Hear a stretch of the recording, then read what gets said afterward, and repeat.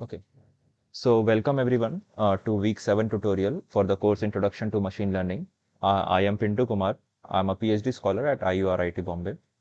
So today I plan to cover the topic of backpropagation. So before we begin with backpropagation, I'd like to just revisit a simple rule or the formula from mathematics that is called the chain rule.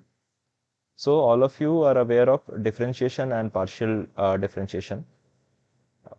Okay, so this I'm expecting that you are all aware. So we can do partial differentiation. So like if you have a function composition of two functions, so like you have f as a function of x and let's say some t, and g is a function of f, then if you try to differentiate this function g with respect to x, then we can do this in this following way. We can differentiate first g with respect to f, and then this differentiate f with respect to x, and then we multiply both of them. So this is something called chain rule in mathematics, which you might have learned in class 11th, I guess. So just as an example, yeah, just as an example. How it should be simply stated for chain rule? So it is like this is the most simplest form I'm stating it in. You will get it from this example, I guess. So you see this function e to the power x square plus 1.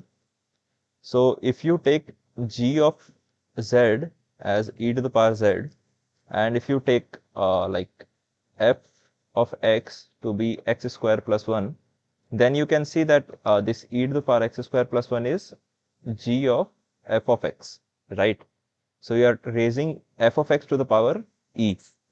So if you have this kind of composition, so if you have mix of function and you want to differentiate this with respect to x, then what you have to do is you first differentiate the function that is like towards the most outside. So whichever is towards the most outside, you differentiate that function. So what you can do is like you ask like how can we do it simply?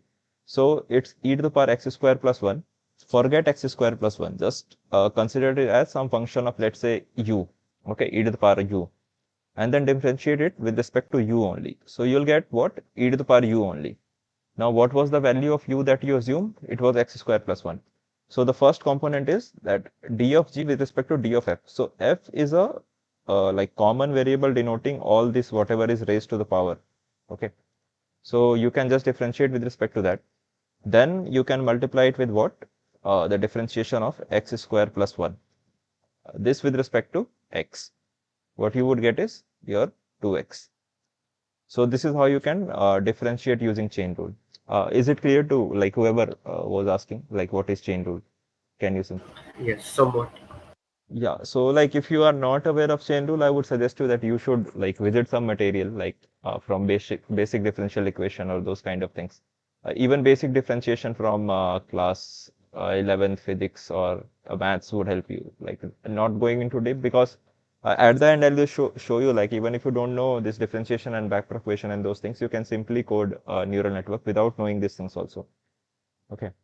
So this is a basic chain rule framework that we differentiate first the outermost function, then we keep moving inside. Okay. So a general form is like if you have let's say composition of n functions from f1 to fn, then what you will do is first of all you will take the outermost function, differentiate it with respect to the second one. Then you take the second function, differentiate it with respect to the third one, and so on till the time you reach your like the final variable with respect to which you want to differentiate your function. Okay. So this is somewhat the idea of chain rule that your backpropagation follows. Okay. Now let's go. Like this is just a revisiting of whatever we did last time, just to so that we all are on the same page. So this is how a simple perceptron or a neuron work. Okay. It has two components. One is its activation function, and one is its summation thing that we have to do. So like if you are passing let's say three inputs to your perceptron x1, x2 and x3, and we have an extra bias b, then step one would be to summing this inputs with some weights. So it would be w1 x1 plus w2 x2 plus w3 x3 plus some b times w4 b. So this is just the summing up. And in the second step, what they do is they will pass this whatever sum that you have got, they'll pass it through an activation function to get the final output. Okay, this is just for a single neuron. Okay, now I'll try to like do this backpropagation only for a single neuron, and let's see how this thing turns out. Then we will move to a multi-layer perceptron where the backpropagation is really useful. Okay. So let's say we had some training sample which is x of the form x comma y, and so one of the loss function that is most common in regression task is your squared mean error. So we can take loss as y minus y hat square. So if your y hat is the prediction and this is your true label, then this is what you get. Okay, y minus y hat square. This is can be an error function. Okay. Now what we want to do is we have this perceptron with us. We want to somebody join. Yeah. We want to find the derivative of this error function with respect to our variable w1. Okay. This is what we want to do. Now see what the error function is, your y minus y hat whole square. Okay. Okay. So can you repeat the previous stanza also? How you started error one? Yeah. Okay. So this is a simple perceptron. Okay. How a perceptron works is you have inputs, some inputs coming to this perceptron. Like whatever input it receives, it do two operations on that input. First of all, it takes a weighted sum of all those inputs. So this weights is something that we have to learn. Okay.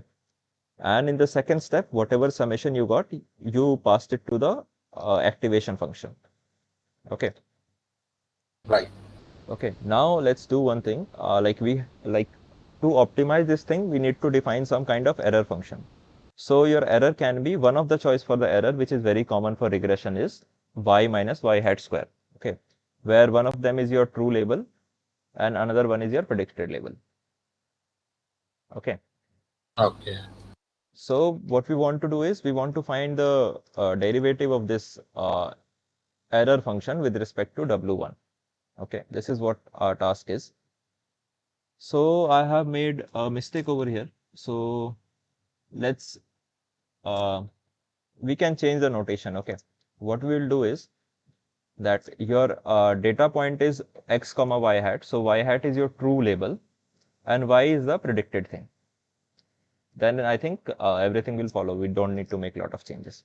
Okay, so this is your true label and this is your predicted thing. So now if you look at how this perceptron was designed, how your y would be given, that would be given by some phi of z. If you are inputting x to it, then you will at the end you will get some phi of z. So I have just replaced that phi of z over here minus y square. Now you see that this error function e is a function of this function phi. Okay, and that too, this phi is also a function of z, which is z is again a function of w1. So it is something like your error function is some function of phi, which is some function of z, which is some function of w1. And we want to find the derivative with respect to w1. Okay. Now we move using the chain rule. So for the first step, what we do is we take its derivative with respect to your phi. Phi is nothing but your y, right? So phi of z is your y. So this phi and y notation are interchangeable. So we find its derivative with respect to y, and then we go to dy by dw1 because we don't know like whether we have reached the endpoint or not. So I'm just denoting it by w1 right now only. So if you look at this function, this 2 goes here and this becomes 2 phi z minus y, and we have dy by so this term can be rewritten as d of phi z by del w1. Okay. Now if you look at this term again, this is a function of z. So we will first differentiate with respect to z. Now we have reached to this stage, that phi, this function. Okay. Earlier we were looking at this derivative. Now we have reached this point. So we differentiate this respect to z and then z respect to w1. So if you look at phi z, so your phi is some kind of activation function. This can be sigmoid or those kind of things. So I have not explicitly mentioned some derivative over here, but it will be some derivative depending on the activation function that you choose. Okay, that multiplied by del z by w1. Now if you look at the structure of z, this is a direct function of w1. So this can be directly calculated by you. So your del z by w1 becomes nothing but, so it is a w1 x1 plus w2 x2 and so on. So what do you extract out of this? You will get thus the x1 term out of it. Okay. Yeah. So here is your z, then you will get x1. So if you now write all these things together, you will get this expression for this. Del E by W1 is your 2 times that you obtained by differentiating error function with respect to phi. This you obtained by differentiating your phi function by del z, then del z with respect to W1. So this is your gradient that you would get. Is this thing clear? Yes, so far so good. Okay. Yeah. Based on product rule, you actually use the same logic which you explained earlier. Yeah, so that is something called chain rule. Like it is similar to product. Like it's fine if you call it product rule, but a product rule is a different rule in mathematics. So if Sorry, you I will, meant chain rule only. I yeah, chain rule applied to the functions that you explained, like mhm, g of fx. yeah. So now like this is a simple. Somebody joined. Let me edit here. Like architecture of a neural network. So if you look at multi-layer perceptron, now from one perceptron we are moving to multi-layer perceptron. Okay. So let's see, like just again to recall and so that everyone is on same page. Let's see how a like feed-forward neural network works. Okay. So you have some data set with you, which is. Sir, one doubt. In Mhm. the previous partial derivative expression, you calculated error only with respect to one of the weight. So Yeah. what? So you can use very similar approach to obtain for other derivative with respect to other weights also. So I just used as an example to show how the derivative works. You have to find with respect to every weight from W1 till W4, and then you will update your W based on that. Okay. So what we have to do is we have to subtract, Yeah. multiply this with some learning factor and subtract with the original weight. Yeah, this is what, so what you have to do is, so your weight in t plus 1th step, so let's say right now your weight is W. What you have to do is, you have to subtract some this learning rate multiplied by this your error function with respect to your first variable, then error function with respect to second variable, and so on. So this vector that you get is called your gradient. So your generic gradient descent is given by this. So Wt plus 1 is equal to Wt minus alpha times gradient of error function. This is what you have to do. Okay. Okay. Okay. So now coming to a architecture of your feed forward neural network. Okay. So what we have is like you have some, let me erase some of it. You have some, let's say, data points. It is of form x comma y. So I'll consider just one data point right now. Like you have just one sample of the form, let's say some xi and some yi. Okay. So let's say this x vector is two-dimensional. So it has x1 and x2 component, and your y is just one-dimensional. So what this neural network would do, your y should be one-dimensional. It should be single-valued because your output is just one. Like your output dimension is just one. So from here you will give some input to the network, and from here you will receive some output. Okay. Now, like there are connections along with some weights to those connections. Okay. And apart from that, this every single circle that you see is a neuron. So every single of this circle behaves something like the way this neuron behave. So what it will do is it will take weighted sum of whatever it is receiving, add some bias to it, and then it will use some activation function on top of it. Okay. So just to give you an example, like if you are inputting x1 and x2, then your like what this A11 would be. So A11 is first your neuron in first layer. Okay. So A11 is some activation function associated with it, phi1 of W1 x1 plus W3 x2 plus B1. Okay. Similarly, you can define your A21, which is your some phi2 function of this thing. Okay. Now your activation, this can be like represented by, some people represented by the output layer also. So they represented by O1, O2. But like just to name it same, I just kept it A only.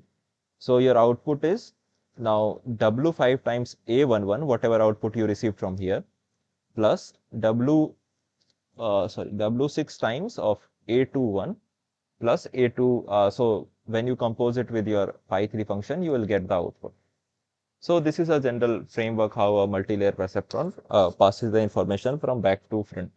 Okay, so this is forward passing. This step is called forward passing. Okay.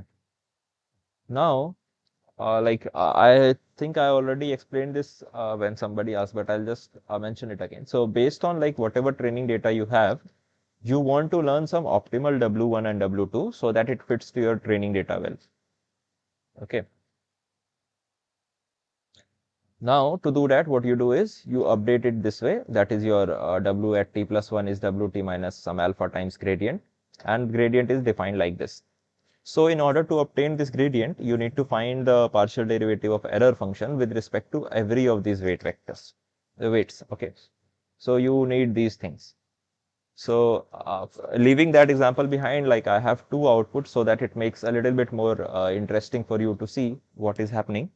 So now we'll try to, for this network, we'll try to find the these expressions, that is your del E by W1 or del E by W2 or those kind of things. Okay. Now, this is a very similar network to what we just saw. Okay. So if you look at this, the error again I'm considering is your squared error. Okay. Now we have some output over here. We have some output here. So your like true label would be again of something like this form. Target 1, there will be some value like target 1. Let me change the color. There will be some target 1. And there will be some target 2 over here. So based on that, your error function can be defined as like whatever output you are getting from here, you subtract it from target 1 and the x square of it. And again, over here also you take target 2 minus whatever you are getting and take square of it. And then sum it up. So this is your E total or the error function that you get. Okay. Now, first of all, let's see, there are two like layers of weights when you see. So one is this your W5, W6, W7, W8, and one is your W1 to W4. So this W5 to W8 follows same kind of computation, and W1 to W4 again follows some other kind of computation. I'll do one for each, and others can be calculated similarly. Okay, sure. I'll change the color.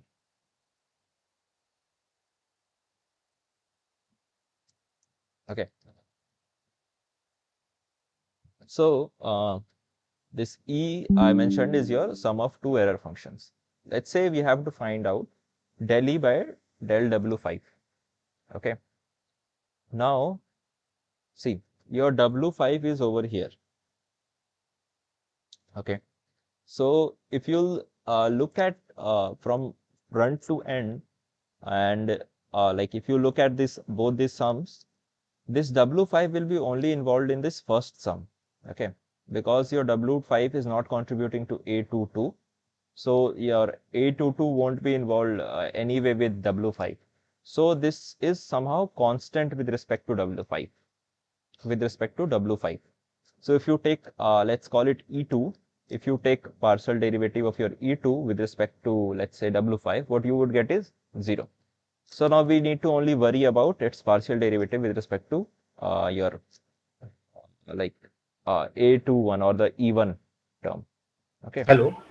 Yes. We lost your voice. Can you hear me now?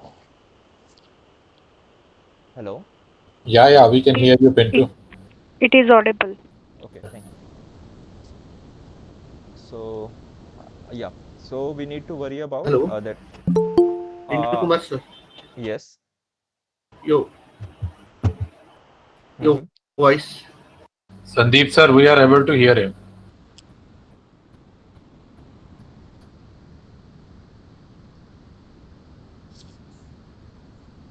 I'll continue probably. Yeah. Somebody can type it in the chat box that I'm audible so that he can at least rejoin or something like that. Yeah, so we need to find the derivative of E1 with respect to del W1. Now it is very similar to what we saw like in a single layer perceptron. So single perceptron. So we need to find this thing. Sorry, it's W5 over here. Yeah. So one more notation that I'm using over here is because we have this summations over here. So over here, if you'll see, what you would get is some W5 A11 plus W6 some A plus B3. I'm denoting this term by Z of 1, 2. So to whatever this perceptron it is inputting, I'm using the same notation over here, and I'm denoting Z as sum. Okay. So this is your notation that I have mentioned. Now, when we want to find this del E by del W5, so I again differentiated with respect to A2 because your I'll just write this E1 over here again. So this is your target 1 minus A1 2 whole square. So this is your constant. You need to not worry about this. So now this is with respect to A12, then A12 with respect to, because what's inputting this A12 is your Z12. It is a function of Z12. So if we just rewrite this thing, this would be target 1 minus phi of Z12 whole square. So this is ultimately a function of Z12. So A12, then A12 with respect to Z12. Now Z12 is a direct function of W5. Okay. Now we can calculate all these values separately. So this del E by del A1 square, if you look easily, this 2 comes over here and this negative sign comes in front. Okay. And then if you take this derivative of just this A12 with respect to your Z1, then this is the sum phi dash of Z12, which is your like a derivative of your activation function. And at the end, if you will just look at this summation term, what we would get is W5 times A11 over there. So this A11 comes from there. So this is how we can find like gradient for this outermost, you can say weights for the just before the output layer. Okay. So same way we can find with respect to W6, W7, W8 and B3 also we can find. This is not difficult using the exact same approach. Now, if we look at the next set of weights, let's try to find its derivative with respect to W1. Okay. Yeah. So now your E is, again, I have just re-mentioned it so that we don't have to go above. Yeah. So if you take the derivative of E with respect to W1, it is with respect to, like, it is derivative of E1 plus derivative of E2. Let's first try to find the derivative of E1 with respect to this. So your E1 is your target 1 minus A12 square. Okay. Now this term is pretty simple, like we have calculated till here, right? Like when we went from here to here, we had calculated this already. So this is derivative of your E1 with respect to A12. This is, I'll just write it. So this is del E1 by del A12. Now del A12 by del Z12. Okay. And then again del Z12. This we want to find with respect to W1. We'll see like if we can break it further or we will like just stop for here. Okay. So these two terms we have already found like in last calculation. So we can use directly from there. Okay. So now when you see right now, we are not inputting these values of activation function. So when you will have some concrete example, let's say the data point you are passing is something of the form 1, 2 and your y is something like 3. So all these values, the 3 would come in target and this like x1 and x2, how these activations are activated, these all things will come when you will numerically compute the gradient thing. Okay. So now I will look at just this term, that is your del of Z12 with respect to del of W1. Now, if you look at this thing, what it is, your Z12 was W5 of A11, okay, right, plus some W6 of A21 and so on. Now you see that A21 is independent of your W1. So this A21 has no effect from W1. So if you take its derivative with respect to W1, you will get 0 over here. So the only term that you are left with is your A11. Okay. So now if you go this way, so your only term that you will left with is your A. This thing you will get as W5, right? And then if you will take this A11 derivative with respect to Z1, Z11, you will get something like X1. So this is just repetitive chain rules that I'm doing.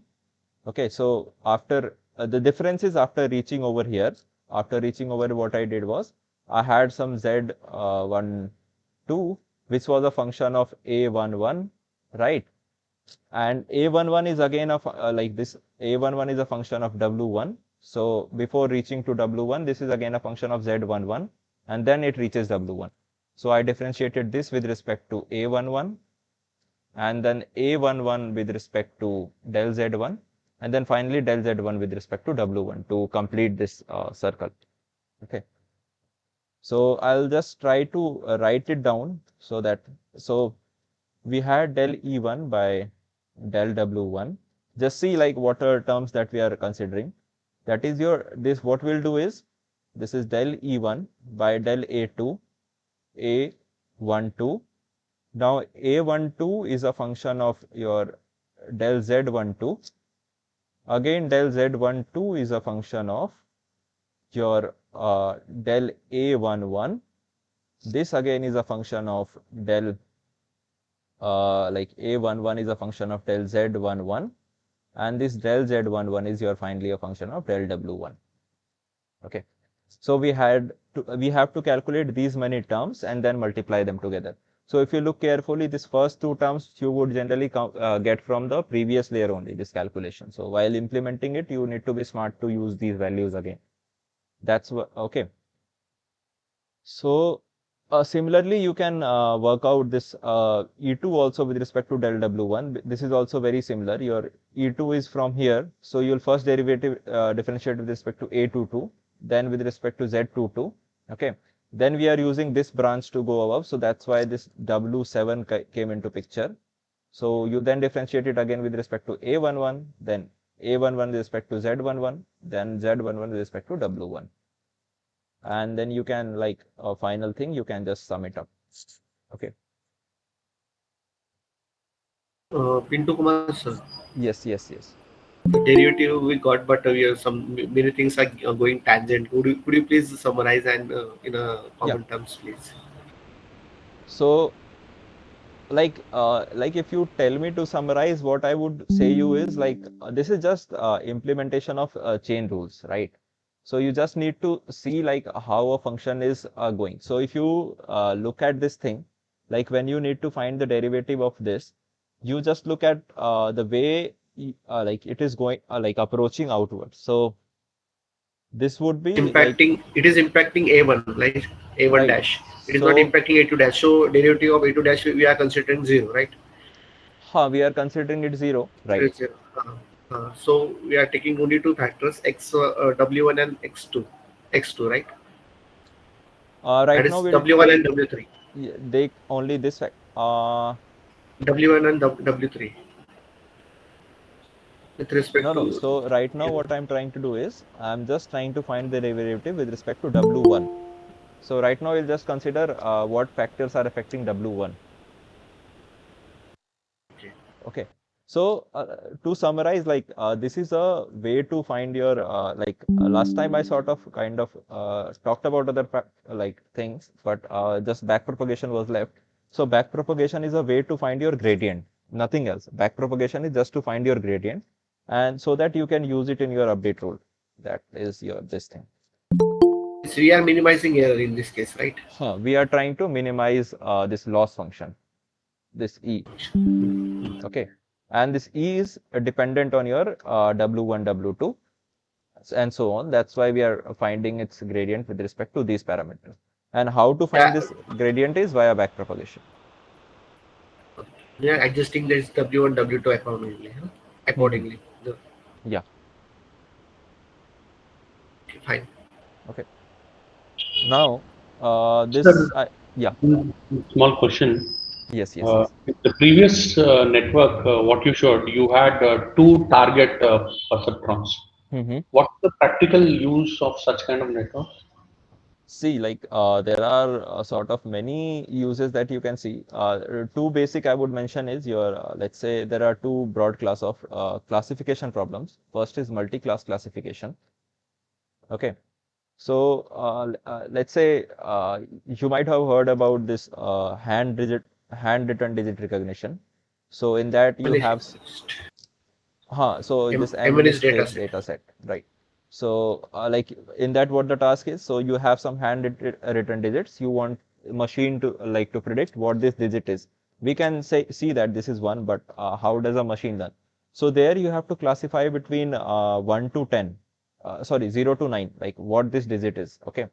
So you can make one output neuron with respect to every digit, which outputs the probability of that like the input that you gave belonging to that specific class. Okay, so you have 10 classes over here. So what is the probability that it belongs to class 0 would be given by your first neuron. Then second neuron would give you the probability for class 1. And similarly, and then at the end, what you do, whatever probability is maximum, you output that probability. So this So, is one, and multi-class. another. This is called multi-class, and then there is something called multi-label also, where one example can belong to more than one class and those kind of things.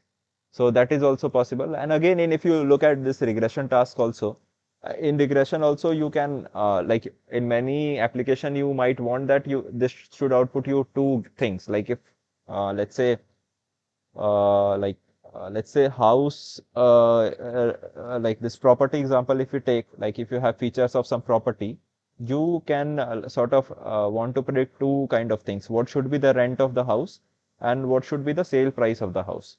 Okay, these things, if you look at, they are very related to each other, so very much related to each other, right? So you can train a single model to learn both these things for you.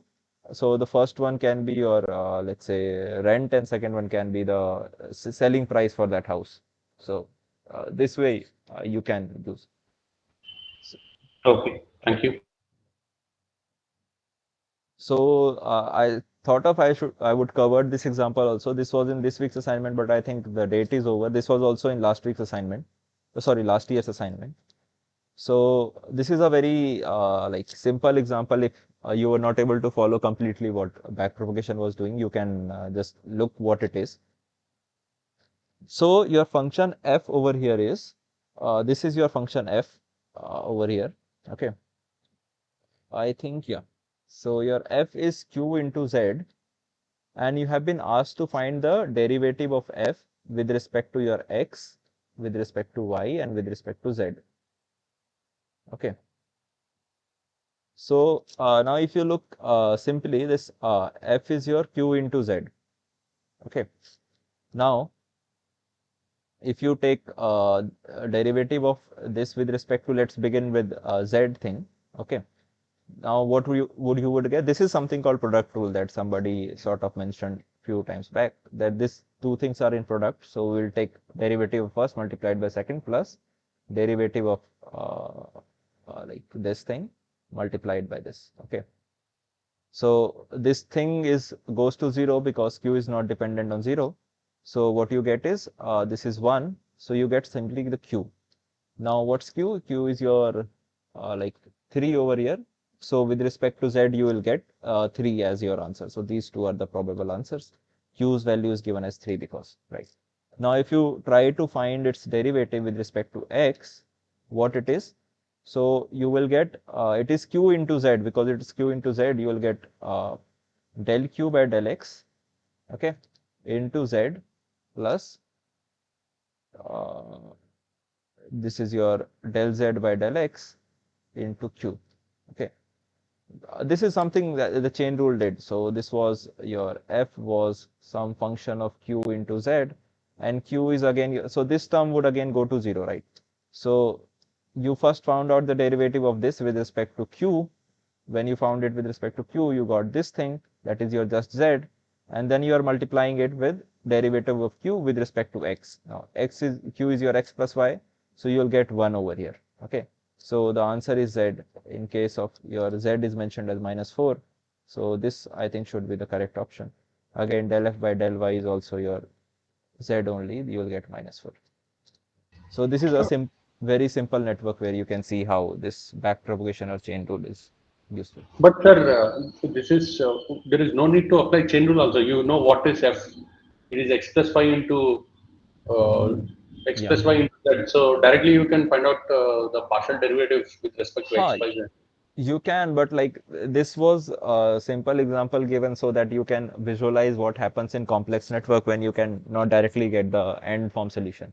This was kept simple. You can do that way definitely, but I'm taking the complete approach that you would have taken if the network was very complex to solve. Okay.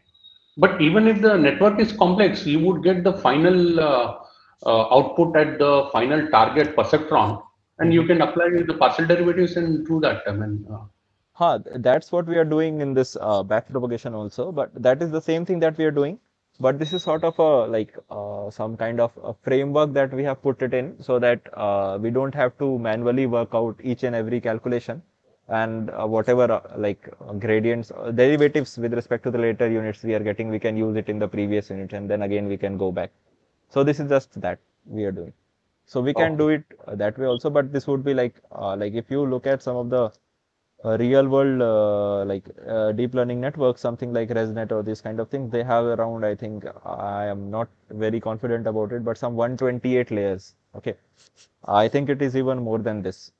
Okay, so these many parameters, and then uh, finding its derivative with the hand becomes very, very difficult. This number of parameters sometimes goes into millions, so this is not possible to do via hand. Okay. Good. Thank you. So one more phenomena that I mentioned last time, but I think that it was not clear because this backpropagation also only I was not able to do justice to, is called vanishing and exploding gradient problem. Okay, so when you saw this two-layer neural network, I'll change the color probably. Yeah, this was just one hidden layer, and these kind of networks are very like not like they can do well with only two neurons and these things, but not very useful in real life situation.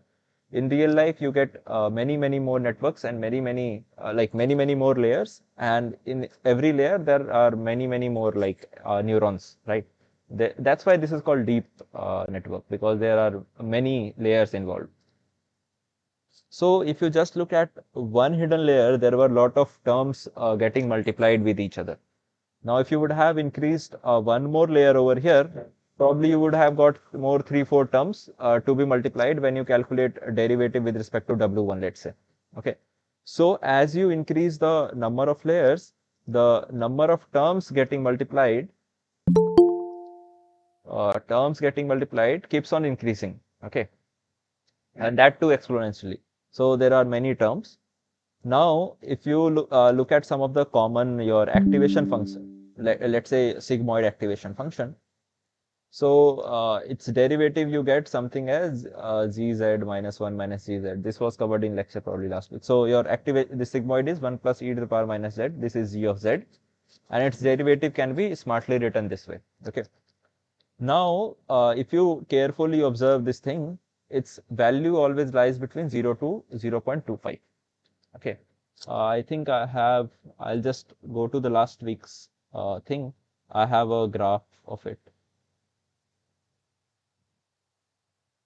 Yeah, this is your sigmoid activation function. If you look, its value is restricted to 0.25. Okay. Right. Now, if you are multiplying many values in the range 0 to 0.25, because you see that like in this calculation, there were this phi dash z3 popping everywhere. So there it was here, it was here. So if you are multiplying many terms, and many of these terms are between 0 to 0.25, what can happen is your gradient, so this partial derivative of error with respect to some of the initial weights. So by initial weight, I mean the weights connecting some initial layers can become very small. Okay. Now, like when you update it using this formula, Wt minus alpha times gradient of E, because the terms have become very small, your update becomes very small. Okay, your updates are becoming very small, and this sort of don't become useful for us because we want these things to update based on our training data, but because our gradients are vanishing, we are not able to update it. Okay, so this is something called vanishing gradient problem. And in similar way, if you use some activation function, okay, which gives you very large gradients, okay, large gradients, then the product can multiply and explode because of many terms multiplying together. So this is something called vanishing and exploding gradient problem. And this can be taken care of by using a proper choice of activation functions. Like if you are getting this kind of problem, one of the best solution, like naive solution, is to replace every of your activation function by ReLU activation. Apart from the output layer, obviously, output layer should be whatever you want to output, but other layer you can replace by ReLU or leaky ReLU, and then these are not very susceptible to these kind of problems. Okay, now what I had planned is like we talked about derivation of this backpropagation and everything, but this might kind of appear scary. Like if you want to implement in real life, you need to code this backpropagation and find every derivative and those kind of things. But like this area of machine learning is picking up so fast that we have many advanced libraries that can do these things for you. So I have a very small code with me, so it is not a like implementation of deep learning or anything. I just wanted to show you how easy it can be to code deep learning using some of the modern libraries. So this is something called PyTorch, which is very common these days. So with the help of it, just I'm trying to show that you need not hard code your backpropagation thing, but these library take care of it on their own. So you can just use them and implement it. Okay. So I'll just reconnect this Google Colab thing. So the library is called your PyTorch, and you can import it like it is like when you download your Python package, most probably it is like installed with it. Otherwise, also you can install this PyTorch library. Okay, so it has reconnected. Yeah, so you need to just import. Now this is a simple neural network. So this number of n input denotes the number of input units that I'm taking, that is 10. And n hidden is I'm using only one hidden layer, and that has 15 neurons in it. Okay, the output layer has one neuron in it, and I'm taking a batch size that is it's not basically the batch size, but number of data points are 100 that I'm generating, and the learning rate alpha, that is 0.01. Okay, now here we are generating some random data. This is absolutely random data. This has no pattern or anything. This is just to show that like how this thing would work. Okay, so I'm generating some random data. So this random torch.random gives you random data points sampled from standard normal distribution, and I'm generating some of its labels, right? So this is your data set. It has 100 points of 10 dimension, and this is your like output. These are 100 points of dimension 1. Now, what PyTorch gives you is, it gives you a very easy way to make your neural network. Okay, so this nn sequential function, what it will do for you is, so you just need to, in a sequence order, define how your neural network should look. So from input, what you want the addition of all these weights and getting into hidden layers activation function. So this nn.linear, what does this do for you? It tells the computer to do this. I can't write on it, sorry. But what it tells it to do is like it will take your weighted sums, nn.linear, the first thing. Then it will pass it through some ReLU activation. Whatever output we got, we will again take weighted sum and pass it through a sigmoid activation function at the last output layer. Okay. So this is how you can define your neural network. I have defined the loss to be used. That too is inbuilt. You need not like explicitly write what your loss is. That's squared minus those things. You just need to invoke these functions. And the optimizer I'm using is stochastic gradient descent. I need not explicitly code this, but it is available there. Okay. So this now this is a very small code to train my thing. Okay. What I'm taking is I'm taking the prediction out of model. This model is something this is what I defined as model, this sequential thing. Okay. Now I passed the input data and took the prediction. Whatever prediction I got, I am passing it to the loss function. Okay. This is just to plot the graph, ignore this losses line. Model.grad0, ignore this line for the timing. When I write this loss that backward, what it do is it does the backward propagation for you, back propagation for you. You need not do anything. Like the way you defined everything, then it is able to do back propagation for you. Optimizer.step will take one step using this back propagation, whatever you have got in that direction. That's it. If you will run this thing, you will be able to train your network. Let me run this from top to bottom. Okay. So you would be able to train your model. Like it would hardly take 3-4 seconds. It took 4 seconds to train your model. And then this is the loss function. You can see this loss on training data is decreasing with some learning rate. So this is a very like naive kind of code that I wrote. So this is not sort of optimized with this learning rate and those kind of things. But yeah, this gives you a basic idea like how can you implement this thing. Okay. Any doubts in this code or like this backpropagation thing?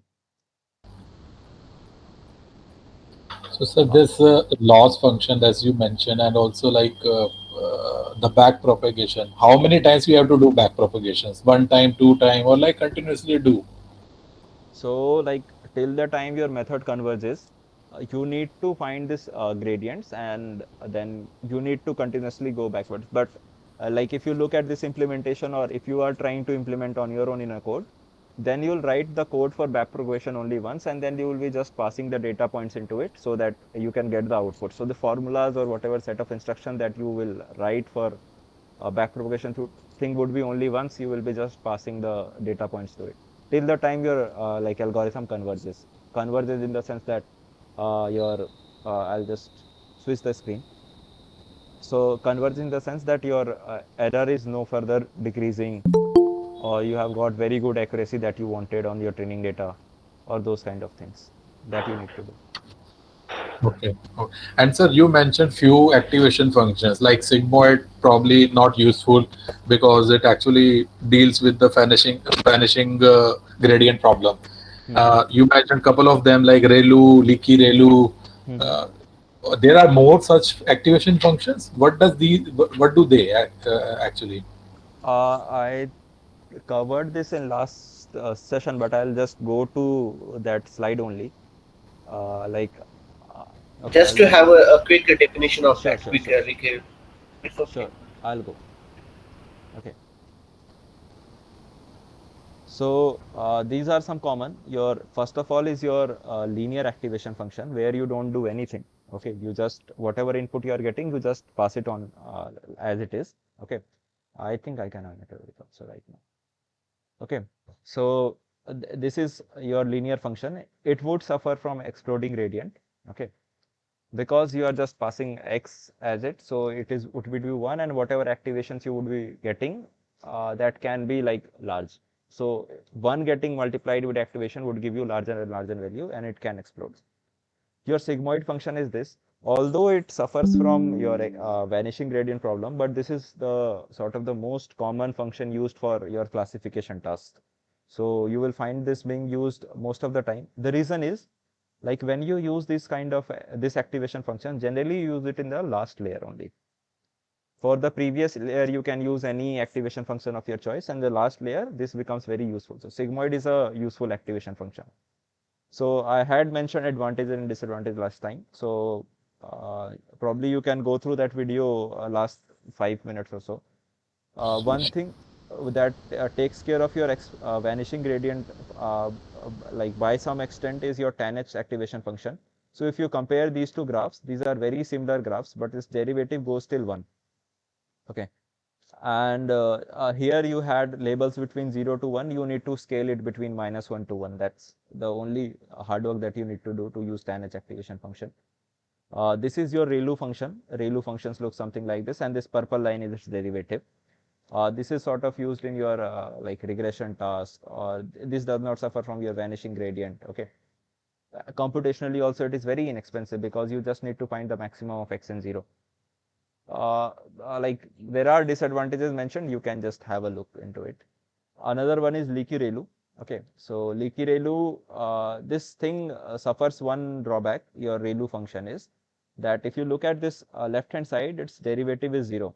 So if you encounter derivative 0 somewhere, then the vanishing gradient problem becomes even worse, that your update would be 0 for that particular bit. So to take care of that, we make this some minus this ax, where a is very small, this tilt is very small. So this is something that we do. Another one is softmax regression. So this is useful in multi-class classification. If you have any doubt, you can definitely. So these are the few of the common ones. There are more, but these are something which are commonly used. Got it, sir. Got it. Thank you.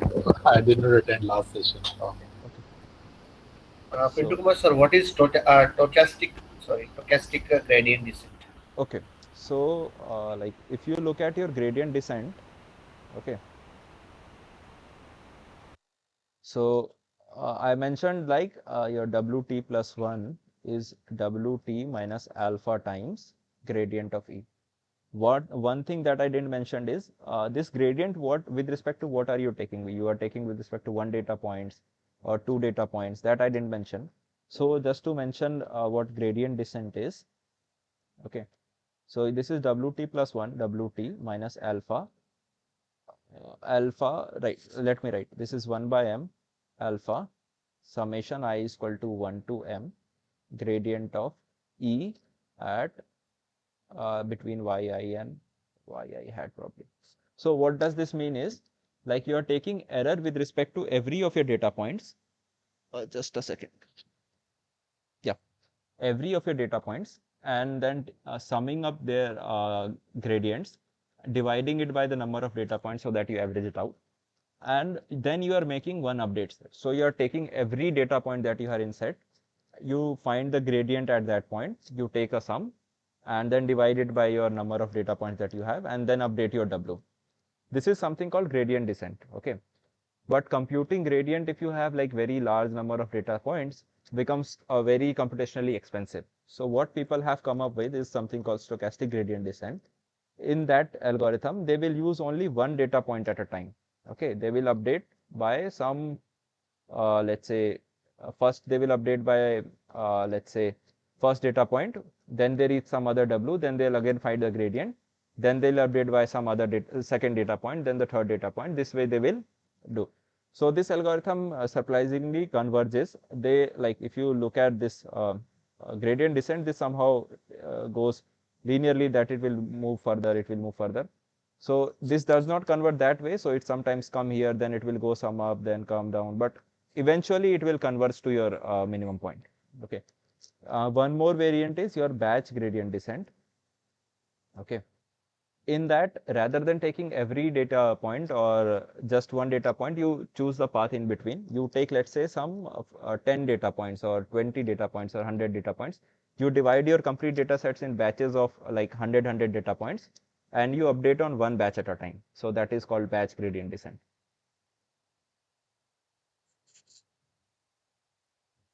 Himanshu, I didn't understood your question. What do you mean by can we import in Jupyter? Yes, you can open this file in Jupyter also. It would work same, if that's what you meant.